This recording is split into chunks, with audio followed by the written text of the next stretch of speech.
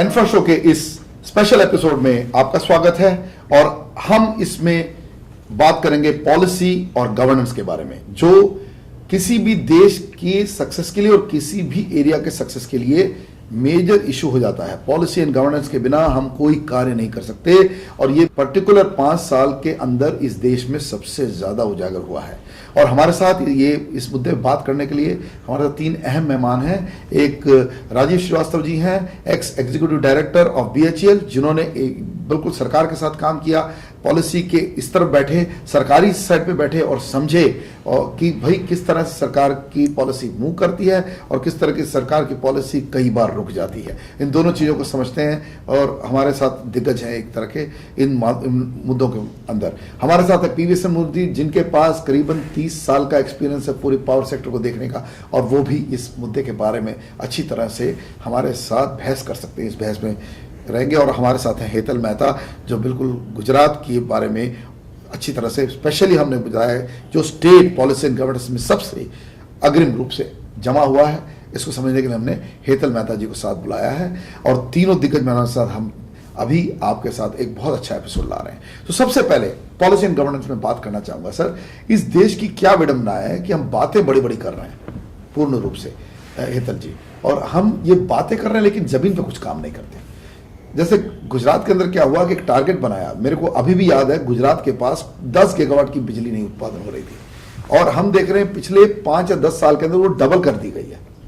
तो ये जब तक पॉलिसी नहीं हो और एक गवर्नेंस इश्यू नहीं हो, कि एक तरफ तो ये चल रहा है कि कैपेसिटी एडिशन, दूसरी तरफ गुजरात को हमने देखा कि ट्रांसमिशन डिस्ट्रीब्यूशन लॉसेस इस वक्त 13.9% पे पहुंच गया, मतलब लेस देन 14%, नॉट ओनली 15%। तो ये दोनों तरफ काम हुआ। तो ये पॉलिसी एंड गवर्नेंस से हुआ कि खाली लोगों ने एक प्लान बना लिया, प्लानिंग कमीशन की जैसे वहां भी कमीशन बैठ गई, बोल दिया, बना दिया, कागज बना दिए, कागज फेंक दिए, लोगों ने काम किया, या किसी मतलब कोई अजीब तरह का अजूबा था जिसके कारण नहीं हो गया? क्या कारण पॉलिसी एंड गवर्नेंस कि अपने आप हुआ? नहीं, देखिए प्रोफेसर, अगर कुछ भी पेपर पे ही हुआ होता तो वो दिखता नहीं आज, लेकिन वहां दिख रहा है काम हुआ, तो नेचुरली वो पॉलिसी और गवर्नेंस से ही हुआ है, ये हम कह सकते हैं। इसके लिए कौन जिम्मेदार है? देखिए, ये मैं बिल्कुल इस मुद्दे इसके लिए कौन जिम्मेदार है? इसके लिए सब लोग जिम्मेदार है। देखो, पॉलिसी बनाने वाले ने अच्छी स्पेसिफिक की बात करिए, ये हम अभी छुपेंगे नहीं अब इसमें। अब आप स्पेसिफिक बात करिए। देखिए, गुड गवर्नेंस तो है ही है, वो हम सब मान रहे हैं। और तो आपका क्या कहना है कि मोदी की सरकार इतनी अच्छी थी, गुजरात में सरकार अच्छी थी? डेफिनेटली सरकार का रोल बहुत बड़ा है उसमें। सरकार के साथ साथ अधिकारी भी इतने अच्छे हैं। अधिकारी के साथ ये मुद्दा बहुत इंपॉर्टेंट है दर्शकों के लिए। देखिए, अधिकारी, सरकार केवल नहीं पर उसके साथ अच्छे अधिकारी भी इतने इंपॉर्टेंट है, और उसके साथ साथ पूरी पब्लिक जो पॉलिसी आ रही है उसको इंप्लीमेंट करने के लिए तैयार है। तो ये तीसरी पहलू उन्होंने बताया कि public acceptance of a good policy, कि पब्लिक बिजली के दाम भरने को तैयार हो, पब्लिक फ्री में बिजली नहीं चाहे और रिफॉर्म्स के साथ रहे। तीनों मुद्दे इन्होंने बताया कि लीडरशिप, दूसरा गुड ऑफिसर्स, ऑब्वियसली लीडरशिप की सिलेक्शन की बात भी है कि अच्छे ऑफिसर्स अगर चाहिए तो लीडरशिप भी चाहे तो अच्छे ऑफिसर आएंगे। एंड तीसरी बात, पब्लिक चाहती है रिफॉर्म, पब्लिक चाहती है चेंज, पब्लिक चाहती है कि 24 घंटे बिजली मिले, अनइंटरप्टेड पावर। सही है, बिल्कुल। और यही चीज, मतलब कहीं भी कोई भी चीज को अगर आपको इंप्लीमेंट करनी है तो अच्छी पॉलिसी सबसे बड़ी चीज है पहले। हाँ जी। और जो पॉलिसी डिजाइन की गई है वो किसके लिए की गई है, उसके सेंटर में क्या है। अगर आपको कोई भी चीज बनानी है तो you must identify your need first. तो गुजरात ने पहले ही नीड आइडेंटिफाई की कि हमको 24 घंटे बिजली चाहिए, हर गांव में, हर घर में बिजली चाहिए। दैट वाज द नीड होने के बाद वो नीड के ऊपर पॉलिसी डिजाइन की गई और पॉलिसी के इंप्लीमेंटेशन के लिए सही तरीके से सही आदमी को चुन के वहां बिठाया गया, जो इसका रिजल्ट आज हम देख रहे हैं। नहीं, इसमें एक बात जरूर आएगी, ऐसा नहीं कि केवल गुजरात ने किया। देखिए, अजूबा अभी सारी डिस्कशन क्या हो रही थी, गुजरात ने किया, बाकी किसी ने। अब आप गुजरात की बात कर रहे हो और सारा पॉलिटिकल माहौल हो जाता है और एक तरह से एक लीडर के खिलाफ कई बार हमारे मीडिया के साथी भी इस तरह की बातें करते हैं। लेकिन मैं इधर एक अच्छा एग्जाम्पल लेना चाहूंगा और आई वॉन्ट कि राजीव जी इसके बारे में बात करें। देखिए, ये छत्तीसगढ़ ने भी करके दिखाया, उनको समय जरूर लगा, लेकिन इस साल 2013 के अंदर छत्तीसगढ़ बिकेम पावर सरप्लस। उसके अलावा छत्तीसगढ़ में भी 24 घंटे बिजली मिल रही है इस वक्त। तो ये बात बड़े खुले बाजार में आ गई है कि छत्तीसगढ़ ने भी काम किया। तो ये क्या हो रहा है? मतलब ये कुछ ही स्टेट कर पा रहे हैं। मेरे ख्याल से जो हेतल जी कह रहे हैं दैट इज द इशू कि it's all about leadership. Leadership, अधिकारी, देखिए अधिकारी तो अधिकतर स्टेट्स में अच्छे हैं, इंजीनियर्स भी अच्छे हैं, लेकिन उन अधिकारी to be able to take good decisions and implement those decisions without political interference, ये एक फर्क है between the performing and the non performing states. Gujarat का फॉर एग्जाम्पल, बार बार गुजरात पे बात नहीं, मैं छत्तीसगढ़ पे भी आ गया हूँ अभी तो हाँ। मैं तो आपके सामने छत्तीसगढ़ पे आ गया। बहुत सीधे आंकड़े हैं। हाँ। छत्तीसगढ़ के भले ही डिस्ट्रीब्यूशन लॉसेस और ट्रांसमिशन डिस्ट्रीब्यूशन लॉस थोड़ा हाई है, लेकिन छत्तीसगढ़ ने वही काम किया जो गुजरात ने किया। मतलब वहां पावर सरप्लस हुआ है। सौर ऊर्जा का तो they have won the award also in front of us. Yeah. They are committed to the cost. उनके यहाँ बिल्डर्स लिटरली रिन्यूएबल एनर्जी की तरफ जा रहे हैं। ग्रिड डिसिप्लिन है उनके यहाँ, सारा कुछ है। छोटा स्टेट है लेकिन सब कुछ कर लिया है। Yeah. बिल्कुल गुजरात के बराबर समानांतर रूप से उन्होंने काम किया है। तो ये ऐसा नहीं कि ये एकमात्र एक मॉडल पड़ा हुआ, अभी अचानक ये सामने आ रहा है कि छत्तीसगढ़ बहुत अच्छी तरह से आ रहा है और 24 घंटे बिजली दे पा रहा है अपने ग्रामीण इलाकों में। और जबकि आपको पता है 40% छत्तीसगढ़ नक्सलवादियों के कब्जे में, उसके बाद ये अचीव करना बहुत मुश्किल है। तो मैं थोड़ा पलट के आपको ये सवाल पूछ रहा हूं कि गुजरात को छोड़ के छत्तीसगढ़ ने भी कर दिया, तो ये क्यों कुछ ही स्टेट को कर रहा है? मेरा तो एक सिंपल आंसर यही रहेगा कि अधिकारी और इंजीनियर्स हर स्टेट में अच्छे हैं। हाँ जी, तो नेता चाहिए अच्छा। It's a question of top leadership. तो आप सीधे इस मुद्दे पे आ गए कि नेता ही चाहिए, ऊपर से आदमी को ठीक होना चाहिए। जी हाँ, क्योंकि आप छत्तीसगढ़ के बियॉन्ड जाइए, आप अपने ही मंत्रालयों में डिफरेंस देख लीजिए। हाँ जी। जो रिन्यूएबल एनर्जी मिनिस्ट्री है उसने 11th प्लान में ऑलमोस्ट अपने सारे टारगेट्स मीट करे हैं। बिल्कुल, और ये तो हमने अभी बात भी करी है। और कई मिनिस्ट्रीज में the performance has been quite wanting. नहीं, बेसिकली हम तो कहेंगे कि मिनिस्ट्री ऑफ पावर तो टोटल फेलियर है, और इसमें जो एक window of hope and light है वो ministry of new and renewable energy है। जी हाँ। अब फरूख अब्दुल्ला साहब की मिनिस्ट्री, उनके जो joint secretary solar Tarun Kapoor हैं और बाकी जो ऑफिसर्स हैं, उन्होंने कुछ बदलाव किया। उन्होंने बदलाव किया और उन्होंने मिशन को सीरियसली लिया। और उसको जो top leadership of that ministry है, दे हैव एनेबल्ड दैट। हाँ जी। इस वजह से उन्होंने अपने सारे टारगेट्स अचीव कर लिए, जबकि बाकी मिनिस्ट्रीज ने, including our own power ministry, did not achieve the targets. Power ministry में तो एक तरह से पॉलिसी पैरालिसिस थी। मैं अभी चाहूंगा, अभी अच्छे आदमी आए हैं सिन्हा साहब, में उनके लिए अच्छा शब्द बोलूंगा। उनके लिए बहुत बड़ा विडंबना है कि जो पीछे का जो बैकलॉग है उसको 5-6 महीने में कैसे क्लियर करेंगे। इस वक्त हमारे पास मिनिस्ट्री ऑफ पावर में बहुत अच्छा ऑफिसर है पीके सिन्हा, लेकिन he is just come, so to be fair to him I think he has a challenge. He is trying to change things, but बहुत कम समय है। इलेक्शंस आ जाएंगे 2014 में, तो उनको समय मिलना चाहिए और वो अच्छा काम कर रहे हैं। इस वक्त तो अच्छा काम हो रहा है मिनिस्ट्री ऑफ पावर में, लेकिन जो प्रीडेसेसर मिनिस्ट्री थी, जिसके अंदर चाहे वो सेक्रेटरी हो चाहे वो मंत्री हो, एक तरह से देश के साथ छल कपट हुआ। आप पावर में ही मत रहिए, आप और इकोनॉमिक मिनिस्ट्री से कंपेयर कर लीजिए, कोल से कंपेयर कर लीजिए, उधर भी बहुत बुरा हाल है। आप ऑयल एंड गैस से कंपेयर कर लीजिए। बिल्कुल। तो ultimately it boils down to decision making and leadership. The leader only requires to have a vision, and he needs the ability to actualize that vision. उसके बाद I think bureaucracy तो सब ministry में सिन्हा जी अच्छे आदमी हैं, I must grant that, लेकिन bureaucracy हर ministry में, वो तो अभी आए हैं ना। मैं कहना है कि उनके साथ तो एक तरह से मिनिस्ट्री ऑफ पावर इस वक्त अच्छी है। हाँ। इस वक्त एक्चुअली सिंधिया जी का भी काम बुरा नहीं है, उनका भी काफी अच्छा काम है, और सिन्हा जी का भी काम अच्छा है, टीम तो अच्छी है। हाँ। लेकिन ये तो बहुत फैग एंड पे हुआ है। सिंधिया जी तो बहुत फैग एंड में हाँ, तो हैं। इनको लिए to be fair to them, they are doing a good job, They are- excellent job. इस वक्त तो कोई, लेकिन माहौल ही ऐसा है कि पीछे का बैकलॉग एक साथ तो नहीं खत्म कर सकते। जो 7 साल एक तरह से मिनिस्ट्री को पैरालिटिक बनाया, पावर मिनिस्ट्री के पूरा पावर मिनिस्ट्री को पैरालिटिक बनाया। दो तीन पैरामीटर्स आप देख लीजिए, जो पीपीएस नहीं साइन हुए, अब ज्यादातर इन लोगों ने कर दिए हैं। बिल्कुल, लेकिन एकदम एंड पे 1.5 साल of the 12th plan also the capacity addition has been very good. Absolutely. लेकिन as you rightly said, it's happened a little late in the day, because Too late, sir. Too late to be true. It happened late in the day. Yeah, and in spite of now good people sitting over there, the credit will not go to them. Yeah, because you are only seeing now a horizon of last 1 or 2 years, 1.5 years of performance. Yeah. तो इसमें मैं और एक मुद्दा चाहूंगा कि जब हमने ये बात की, लोग बोलेंगे कि भाई आपने बीजेपी के राज्यों को आगे किया, तो मैं बड़ा क्लियर पूछ रहा हूं कि शीला दीक्षित ने भी बड़ा अच्छा आपका दिल्ली में गवर्नेंस किया, डिस्ट्रीब्यूशन लॉसेस कम हुए, ठीक है, पर्टिकुलर कंपनी को आपको टारगेट करना है, रिलायंस के प्रैक्टिसेस के खिलाफ आपको जाना है, वो अनएथिकल प्रैक्टिस, वो मैं समझ सकता हूं। लेकिन इधर जो इतनी बड़ी बिजली चोरी होती है 60% की, वो घट के सीधा का सीधा 11% पे एनडीपीएल जो आज Tata power distribution company limited Delhi में वो आ गई, कम कर दिया, चोरी बिल्कुल समाप्त हो गई और बिजली भी अच्छे क्वालिटी की मिलने लगी।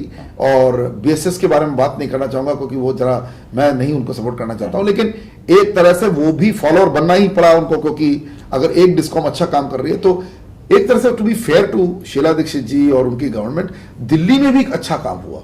Absolutely, there is no doubt about We it. should give this credit. Yes, absolutely to give the credit to the क्योंकि Sheila Dikshit government. अनफेयर नहीं होना चाहिए। Unfair nahi hai, that's what I'm saying. Here, I would like to see the difference. See the third angle which he has told, the public who have to pay the bills.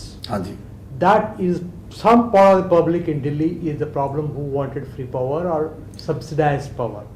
That has become a big mudda in the elections, which has created problem. The AAP has taken that as an issue, but it's not an issue.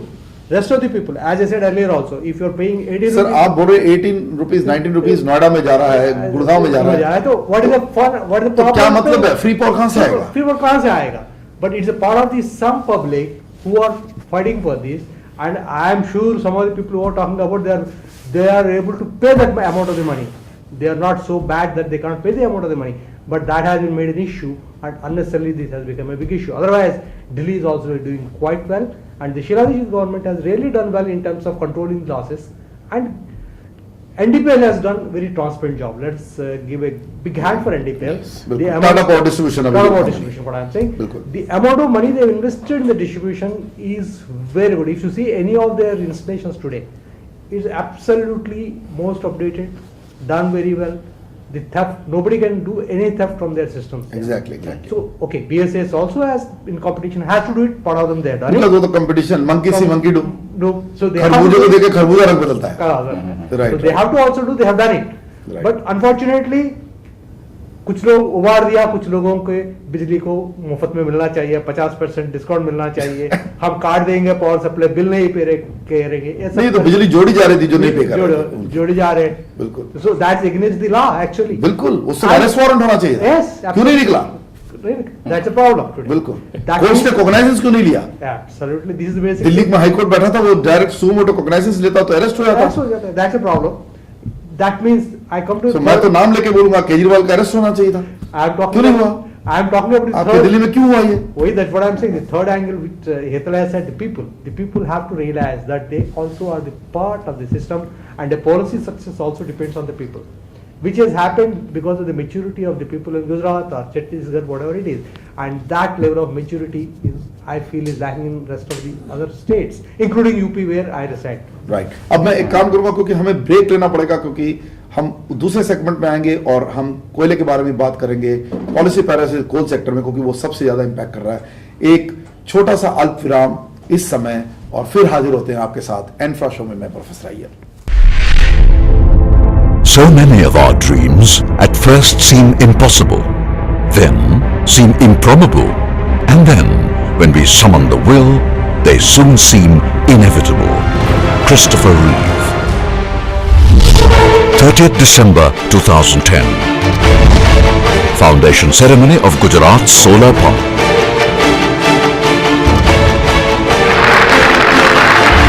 Twelve months later, 28th January 2012.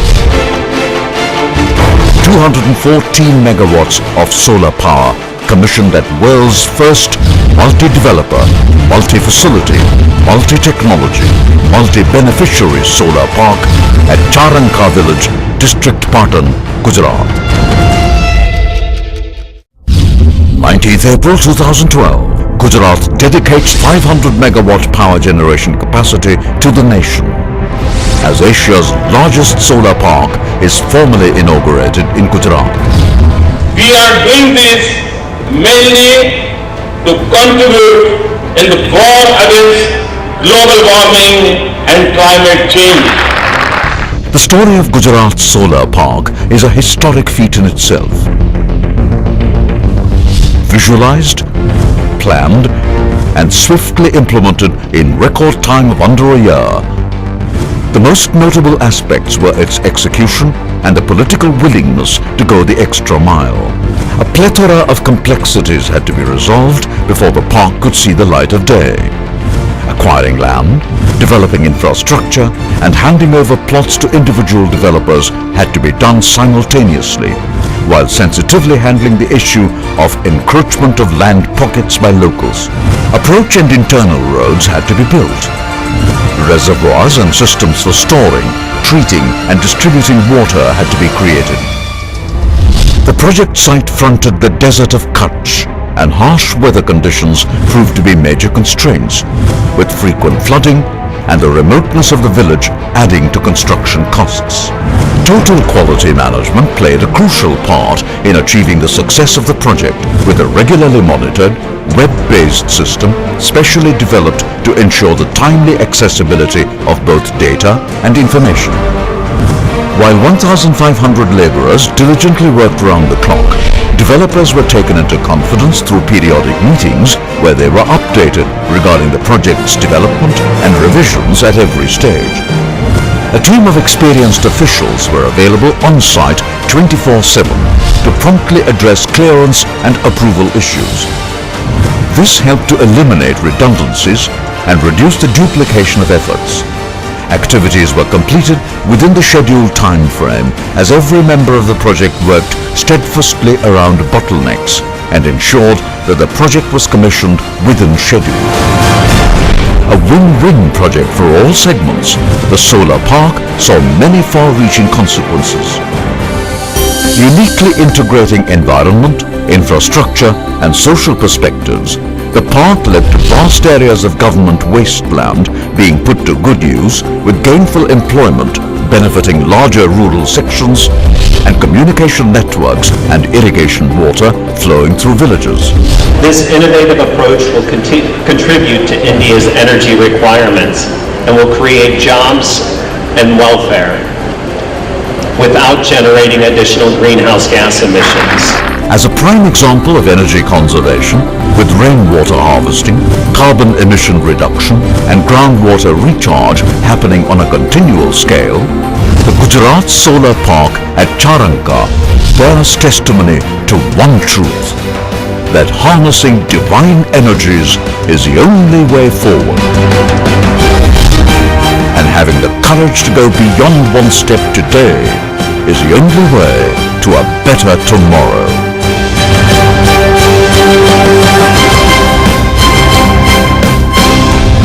Gujarat Solar Park at Charanka, partnering a journey of brilliance. Break के बाद आपका स्वागत है।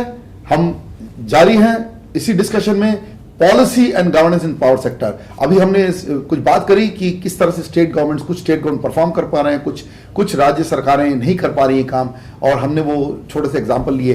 देश आज 30 के तकरीबन राज्य हो गए हैं और 30 राज्यों में से केवल 2 या 3 राज्य अच्छा काम कर रहे हैं। बाकी राज्यों को हमने देखा कि वो अभी भी बिल्कुल तड़प रहे हैं इस सिचुएशन में आने के लिए। हमने पहले भी बात करी कि 5 लाख करोड़ ये बकाया है हमारे क्या बोलते हैं पावर डिस्कॉम्स का, मतलब बिजली वितरण कंपनियों का इतना बड़ा लॉस, इसको सरकार इसमें से कैसे इनको उभारेगी, ये एक सवाल या चिन्ह बन गया है इसके अंदर।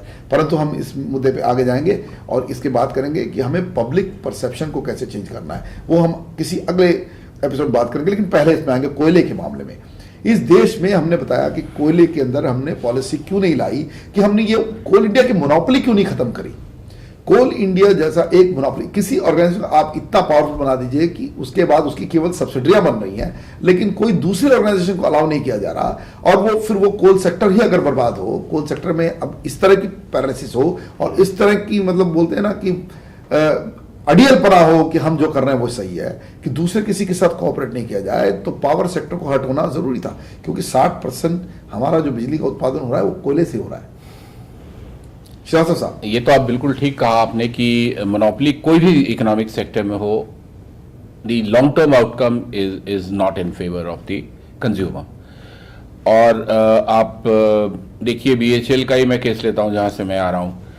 जब तक बीएचएल का एक ज़माने में मोनोपोली था in the power plant business, लेकिन over a period of time अब various manufacturers have come into the country and offering very good technologies.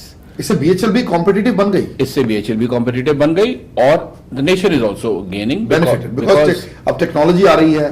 Yes. आप लोग अच्छे अच्छे एरिया में जा रहे हैं, उससे हमारी क्षमता बढ़ी। बिल्कुल। आज हम 20 से 30 हजार मेगावाट अगर चाहें तो, अगर अपनी सेंट्रल और स्टेट पॉलिसीज अच्छी हो तो 20 से 30 हजार मेगावाट हम हर साल ऐड कर सकते हैं इन दिस कंट्री। बिल्कुल। तो हम इस मुकाम पे पहुंच गए जो हम बात कर रहे थे पहले कि 9% ग्रोथ के लिए हमें 25 से 30 गीगावाट पर एनम चाहिए। आप बोल रहे हैं बिल्कुल संभव है, इस वक्त संभव है फॉर द रीजन, सुनिए, बिल्कुल संभव है। हम पहुंच गए, हम उस मुकाम पे पहुंच गए कि हम काम कर सकते हैं, लेकिन काम क्यों नहीं हो रहा है समझेंगे। मैं क्यों बोल रहा हूं कि संभव है, एंड आपने बिल्कुल सही एनालाइज किया। ये संभव इस वजह से है कि फर्स्टली पावर प्लांट बनाने की कैपेसिटी इस कंट्री में पूरी है, इनफैक्ट एक्सेस है। मतलब मैन्युफैक्चरिंग कैपेसिटी एक्सेस हो गई, मैन्युफैक्चरिंग कैपेसिटी एक्सेस है, मतलब जितना चाहिए उससे ज्यादा हम उत्पादन कर सकते हैं। जी हाँ। जो फीड स्टॉक है, हाँ जी। Feedstock can be in the form of coal और in the form of hydro water. बिल्कुल। In both cases the feedstock is abundantly available, Plenty. is abundantly available। इसके पहले हमने ये भी बोला कि सोलर भी प्लेंटी है, और सोलर भी प्लेंटी है। तो ये 3 टेक्नोलॉजीज तो ऐसी हैं, अगर गैस को फिलहाल बाहर रखा हाँ, जाए, 2 मिनट को गैस के अंदर हाँ, थोड़े गैस कॉम्प्लिकेशंस में हैं, complications उसको हैं। थोड़ा बाहर रखेंगे। तो हमारे पास सारे फ्यूल्स अवेलेबल है, including natural fuel of wind and solar, और फॉसिल फ्यूल लाइक कोल भी एडिक्वेटली अवेलेबल है। तो जब हम एक पावर प्लांट बनाने की क्षमता रखते हैं और हमारे पास फीड स्टॉक भी अवेलेबल है, उसके बावजूद अगर काम नहीं होते हैं और कोल के जो fuel supply agreements get stuck, power projects की क्लियरेंसेस गेट स्टक। इंसिडेंटली आप देखिए इस कंट्री में आज मेरे हिसाब से one of the biggest things which is bothering this nation is the lack of capex formation. Yes, capital expenditure. Capital expenditure and formation of capital. Because Exactly. formation खर्चा आप रेवेन्यू तरीके से कर सकते हैं या उसको कैपिटल तरीके से कर सकते हैं। कैपिटल का एडवांटेज ये है कि it gives a long term advantage to the nation. Exactly, asset बन रहे हैं आपके। एसेट बन रहे हैं और सारा हिंदुस्तान के कैपेक्स में 30% कैपेक्स पावर प्लांट से आता है। इस वजह से कोल इश्यूज और पावर प्लांट इश्यूज को नहीं रिजॉल्व करना, अभी तो कोशिश प्रयत्न हुआ है, काफ़ी कुछ पीपीएस वगैरह एफएसएस वगैरह साइन हो गए हैं, लेकिन बाय एंड लार्ज पिछले 7-8 साल में काफ़ी इसमें बहुत ज़्यादा इश्यूज रहे हैं। और जो ऑब्जेक्टिव्स 2003 में इन द इलेक्ट्रिसिटी एक्ट जो आने थे, वो benefits actually this country has not seen the capabilities there. It comes down to your core subject of governance.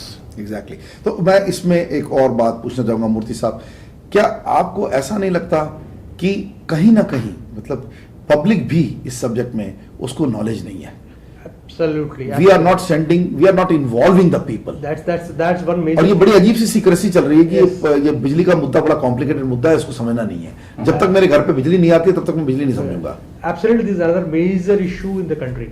Right. Public is not aware of what is the generation of the power, how it can be generated, what are the issues involved in that, and why they should pay for the electricity they consume in their house. क्या This ये is policy में education करना नहीं होना, क्या ये इसकी एक बहुत बड़ी कमी है? Absolutely. मैंडेटरी एजुकेशन करना कि Mandatory बिजली कैसे education पैदा करना। हो रहा है, इससे आप क्या भला होगा, Yes. हमारे देश किधर जा रहा है, इसकी कोई एजुकेशन नहीं कर रहे हैं, कोई नहीं कर रहा है, Investment नहीं कर रहा है। इन्वेस्टमेंट नहीं कर रहा है, इंक्लूडिंग हाँ। the educational institutions where the engineers are produced. बिल्कुल इसी Even मुद्दे पे they- मैं आने वाला था। मैं even they हेतल भाई के are पास अभी आऊंगा इसी मुद्दे पे। even they are not aware of how the production is done, how it will be transmitted, what is the level of voltage at which you transmit, what level of voltage it comes to your houses. Even people are not fully aware of it, and this is one of the major issues by which the local people have to be educated. Then they will be ready to pay for the electricity what they are consuming it. Absolutely. And this is a big issue for the country today. And this neither power ministry does it. Nobody is doing Nobody. it. In fact, nobody is bothered. Nobody is bothered. You need to be more transparent with the people, educate the people about the necessity for paying the money for what they are consuming. Like when you are buying soap or vegetables, you pay it. When you are buying electricity, you better pay it. Right. This message has to go. मैं हेतल भाई से पूछना चाहूंगा, ये बात आई कि man power के बारे में, अभी हम लोग हम लोग, मैं भी NITC हूँ, आप भी NITC हो, और REC कहलाता था, REC कुरुक्षेत्र से हैं आप, SV NITC हैं, ये भी, बाकी लोग भी इंजीनियर्स हैं। तो ये क्या हो रहा है, हमारे इंजीनियरिंग कॉलेज में स्तर गिर गए हैं। उसके अलावा एनर्जी का ई मालूम नहीं पड़ रहा है, पावर का पी मालूम नहीं पड़ रहा है। हम जब अपने जूरी में बैठते हैं, हम प्रोजेक्ट्स रिपोर्ट मांगते हैं, प्रोजेक्ट्स नहीं पहुंचते हैं, क्वालिटी नहीं होती है।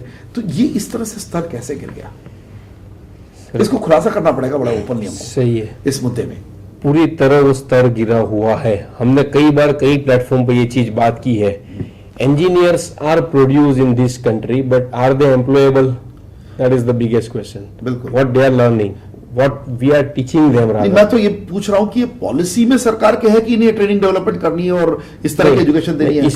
इसीलिए मैं यही मुद्दे पे आ रहा हूँ कि अगर हमको मान लो कि डिग्री इंजीनियरिंग हम 4 साल का बोल रहे हैं, तो हम सोचते हैं उसको 5 साल का करके 1 year in plant training mandatory करो। ये तो आपने एक बोली, मैं थोड़ा सा आपसे पूछना चाहता हूं, क्योंकि ये तो बिल्कुल आप लंबे मुद्दे की बात कर, मैं पूछ रहा हूं कि मैकेनिकल बन जाते हैं, इलेक्ट्रिकल बन जाते हैं, लेकिन पावर इंजीनियर को नहीं प्रोड्यूस कर रहे हैं। हम इस मैकेनिकल इंजीनियर को चांस क्यों नहीं देते कि वो 3 साल पढ़ ले और लास्ट ईयर पावर इंजीनियर करे? ऐसा कोई स्पेशलाइज कोर्स अपने देश में है नहीं, मैं स्पेशलाइज की बात नहीं कर रहा हूं। आप मैकेनिकल को ही पावर इंजीनियर बनाइए, इलेक्ट्रिकल को ही बनाइए, क्योंकि इलेक्ट्रो मैकेनिकल है। सिविल इंजीनियर को पावर कंस्ट्रक्शन इंजीनियरिंग सिखाई, वो हमें अंदर डालना पड़े, ये क्या लास्ट ईयर में क्यों नहीं कर सकता? इतनी छोटी सी बदलाव आप क्यों नहीं कर पा रहे? बताइए श्रीवास्तव साहब, आपको क्या लग रहा है इसमें? स्किलिंग तो professor Iyer is a major issue. I am saying a simple thing, same 4-year BTech, 3 years bundle the entire program, and the last year is for areas like power, infrastructure. Why not we do this? Why have separate courses also?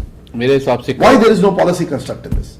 Why the government is sleeping on such a simple policy dimension? They have to not to create new infrastructure. They have to just send that one module, change the program, dynamize it, use industry professionals like all of you. See, their individual coordination is not at all there. Who will do this thing? It is a policy. So who will make that policy? It is the government. See, basically education government is different, power government is different, ministry is different. तो वो उनका आपस में coordination होना चाहिए। प्रधानमंत्री PMO बैठे हैं, कई अपने मंत्रालय में खुद देते हैं, प्लानिंग कमीशन का डिप्टी चेयरमैन बैठा है, क्या कर रहा है? सर आप अच्छी तरह जानते हैं प्रधानमंत्री क्या कर रहे हैं, तो डिप्टी चेयरमैन प्लानिंग कमीशन क्या कर रहा है? यही जो प्लानिंग कमीशन को भी आप जानते हैं क्या प्लान हम कर रहे हैं और क्या हमने अचीव किया है। You know very well that in this country. Sir 20 number है, 105 में से 20 मार्क्स आ रहे, पास हो रहे हैं। सही है, इनका क्या किया जाए? मूर्ति साहब, ये क्रिटिसिज्म हमारा बड़ा ब्लंट है कि planning commission is miserably failed the country and the PMO itself has failed.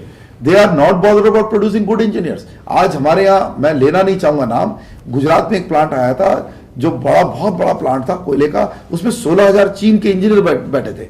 इनको वीजा दिया गया और इतनी देश की राष्ट्रीय सुरक्षा का मुद्दा बन गया था।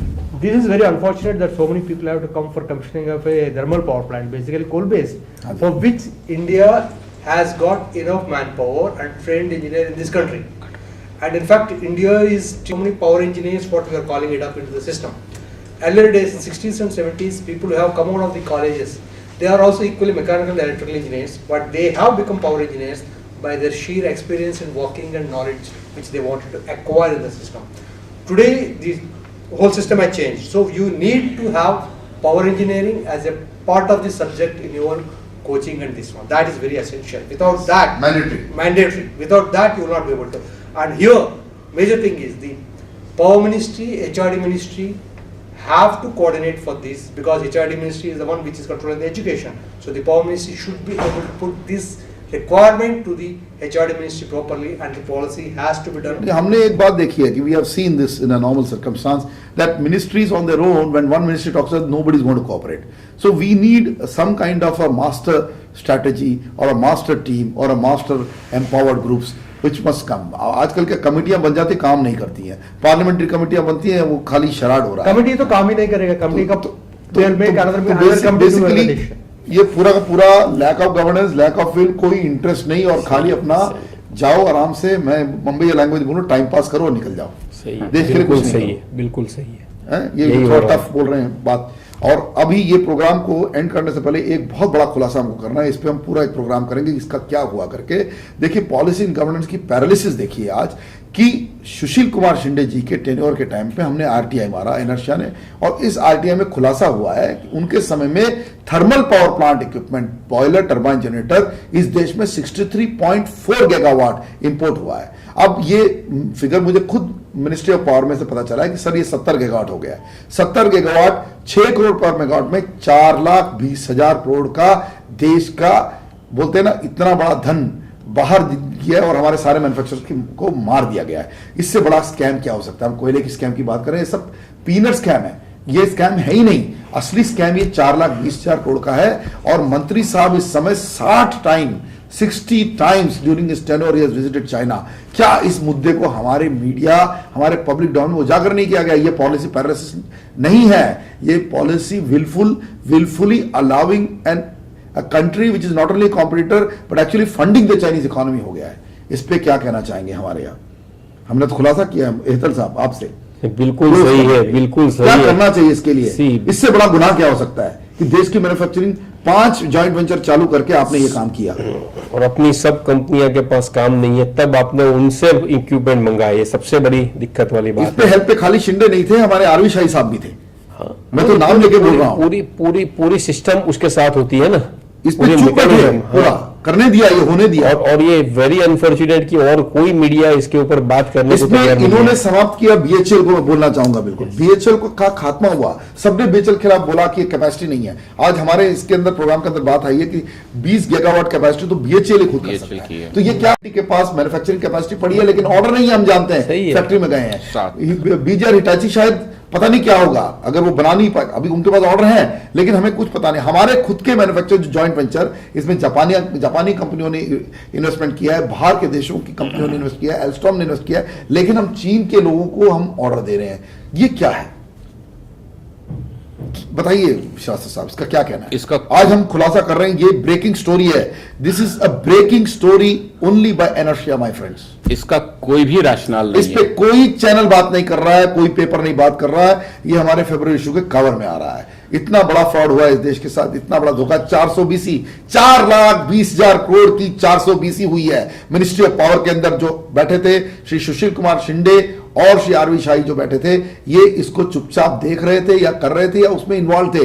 ये तो इन्वेस्टिगेशन वाला मामला है, लेकिन हुआ उस समय आरटीआई के दौरान हमें जो मिला, इसी समय देश के अंदर इतना इक्विपमेंट का ऑर्डर किया गया। और मेरे दोस्तों, मेरे को कहना पड़ेगा कि देश का प्राइवेट सेक्टर इसमें सबसे बड़ा कल्पित निकला, क्योंकि 90% ये ऑर्डर है प्राइवेट सेक्टर के। एनटीपीसी सच्चा देश का कंपनी का, एक भी ऑर्डर चाइनीज को नहीं दिया गया। एनटीपीसी को बिल्कुल सलाम। बोलिए मूर्ति साहब। Absolutely, you're right. It's a private sector who have gone to the Chinese equipments, and They behaved like anti-nationals. absolutely, and they also give the rational cheapest price. But at the same time, let's remember, Chinese equipment cannot give the same performance like the BHP. So we all know what happened. We don't want to name the plants. Everywhere they are failing. Their plant load factors are below 60%. 60%, and it is All of them. all of them. All of And them. It's biggest surprise when you have got so much capacity built in the country for the manufacture of the equipments. Why you should import from a country like China, whose equipments are not suitable for the Shouldn't we core- question there is something clandestine? Isn't it some over-invoicing, under-invoicing business going on in another country? The readers must ask so many, the viewers must ask so many questions. What we have exposed is not exposed to the country till now. Nobody knows what is the type of stuff that's going on. People at the helm are closing their eyes. And ये देश के साथ बहुत बड़ी गद्दारी है, और इसके साथ मैं बोलूंगा इस गद्दारी के ऊपर हम पूरा एक प्रोग्राम बनाने की कोशिश करेंगे। हम इसके पूरे तथ्यों को और निकाल रहे हैं, हम इसकी जड़ तक जाएंगे, और मैं आपको गारंटी देता हूं कि इस देश में जो मीडिया में कभी नहीं हुआ, ये हो रहा है एनफा शो के थ्रू, एनर्शिया और एनफा टीवी के द्वारा। और हम इसी प्रकार के खुलासे भी आपके साथ लाएंगे, हम मुद्दे भी आपको समझाएंगे, देश में क्या हो रहा है समझाएंगे। और मेरे इन मेहमानों को आज थैंक यू, और आपने इतना समय दिया, और ये एपिसोड्स हम बना पाए आप लोगों के कारण। हेतल भाई, श्री राजीव श्रीवास्तव जी और मूर्ति साहब, आपको धन्यवाद। और व्यूअर्स, आप जाइएगा नहीं, अगले सेट ऑफ प्रोग्राम्स के लिए आप वेट करिएगा। हम बहुत सारे खुलासे, बहुत सारी चीजें देश हित राष्ट्र हित में आपको बताएंगे, और आपको हम एजुकेट करते रहेंगे। ये हमारा काम है।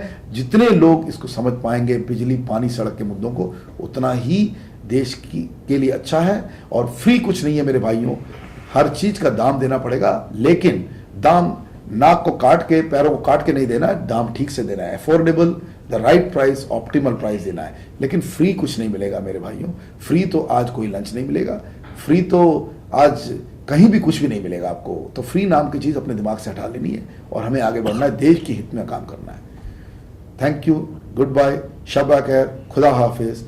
फिर मिलेंगे अगले एपिसोड्स में आपके साथ। प्रोफेसर अय्यर आपसे विदा लेना चाहेंगे।